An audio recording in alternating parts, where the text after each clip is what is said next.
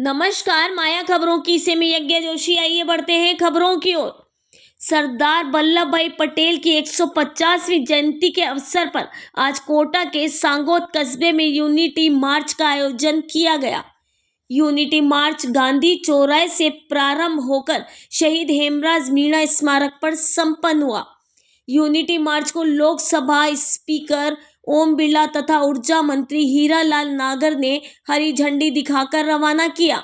मार्च में देशभक्ति गीतों और ढोल की थाप पर कार्यकर्ता नाचते गाते चल रहे थे।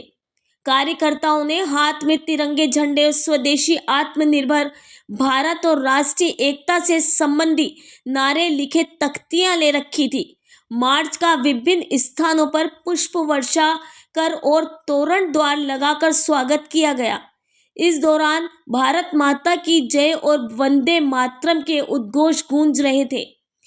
कच्ची घोड़ी नृत्य ने समा बांध दिया। स्पीकर बिरला और ऊर्जा मंत्री नागर भी पैदल मार्च में मौजूद रहे।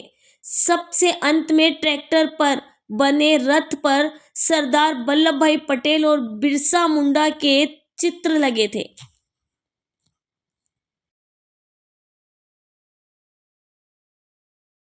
में रखते भारतीय संविधान के अनुसार आपका 6 नंबर का प्रोटोकॉल हमें दिलवाया है माननीय लोकसभा अध्यक्ष जी ने।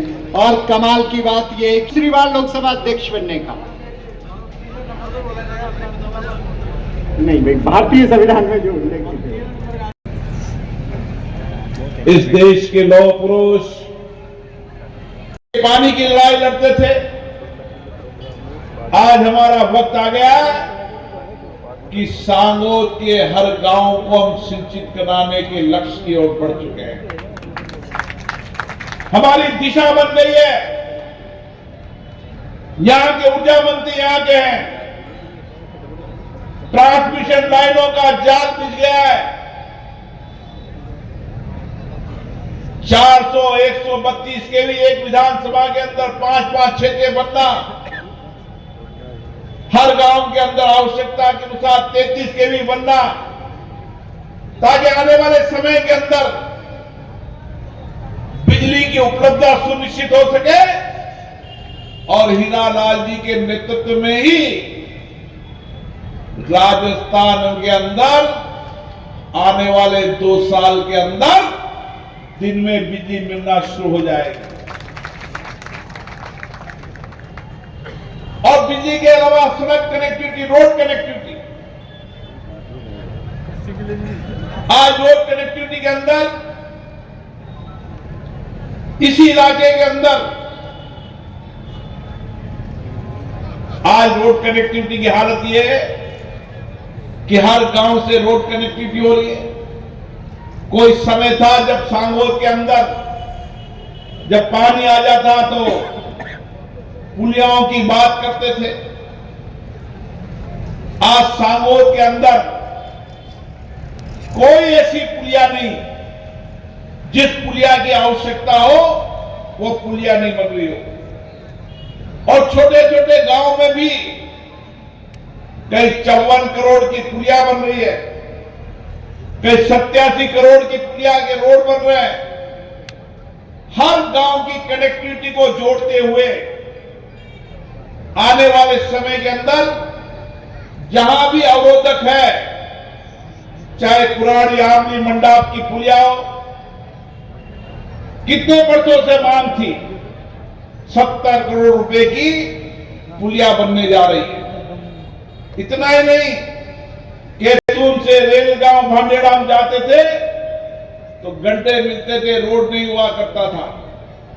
आदमी केतून से चलेगा भांडेड़ा, भांडेड़ा से चलेगा छोटी बालाजी से लेकर यहां तक नीमोदा उजाड़ तक 57 करोड़ की लागत से रोड बनता है। मैं ऐसे के उदाहरण पेश कर सकता हूं। 11 का जीएसएस है, उसका भी आज शुभारंभ है। उसके भी शुभारंभ होने से हमारे क्षेत्र के वहां के किसानों को भी और वहां के उपभोक्ताओं को भी एक बिजली की बेहतर सुविधा मिलेगी, जिससे निरंतर हमारा विभाग ये प्रयास कर रहा है पूरे प्रदेश में कि सब किसानों को दिन में लाइट मिले। और ये कोटा जिला सांगोद विधानसभा का कोई ऐसा गांव नहीं है जिसमें दिन में बिजली हमारे किसानों को नहीं मिल रही होगी। सब किसानों को दिन में बिजली देने का काम हमारी सरकार कर रही है और किसी तरह की बिजली की यहाँ पर कोई ट्रिपिंग नहीं आती।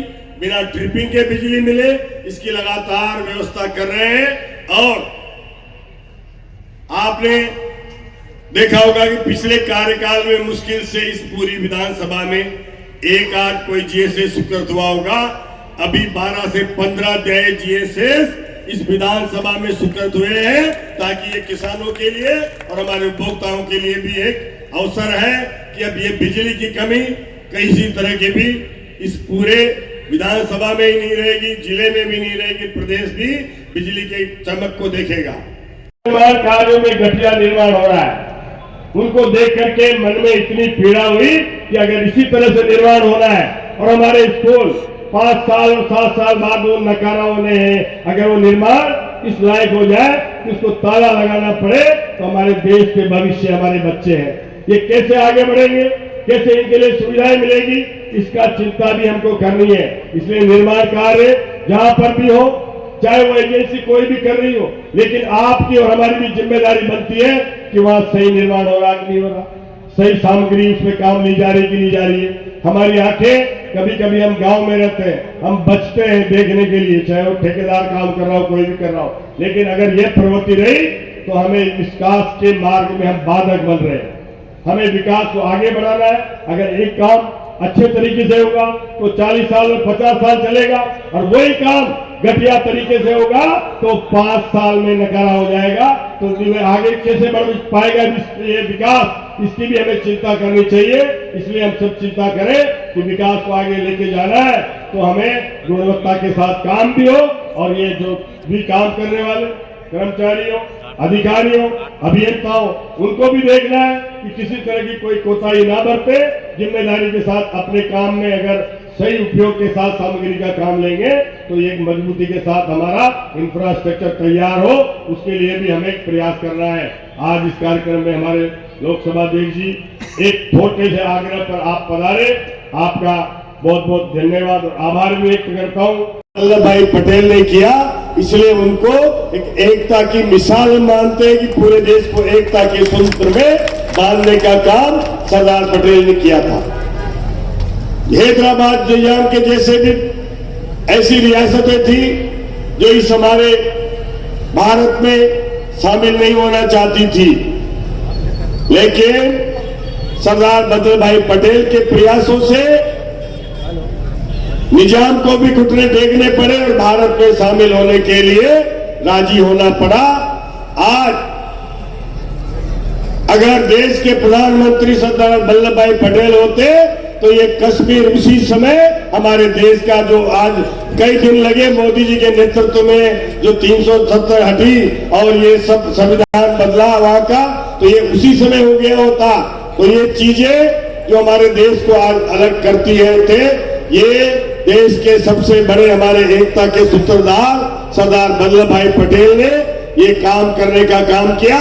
इसलिए हम 150वीं जयंती पर सरदार पटेल जी को याद भी करते हैं, और देश की एकता की मिसाल जिन्होंने ये सारे देश को एक सूत्र में बांधा, तो निश्चित रूप से ये उन्हीं की प्रयास था कि आज पूरा देश एकता के सूत्र में बंधा हुआ है।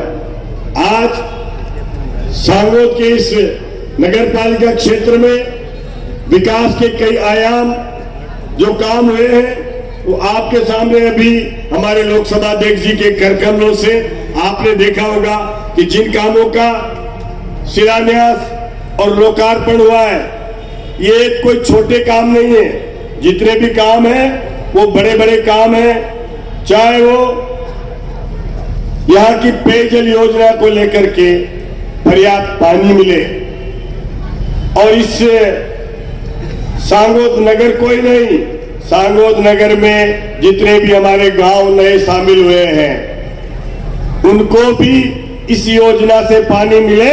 इसलिए ये 8 करोड़ की योजना का संयंत्र जो जिसमें जल का शोधन होगा, वो नया संयंत्र लगेगा, वो निश्चित रूप से उसके माध्यम से पानी की यहाँ पर आवक भी बढ़ेगी, और ये सम्मिलित होने वाले गांव में भी सांगोद की तरह ही नल से पानी मिलने का काम इस योजना के माध्यम से होगा।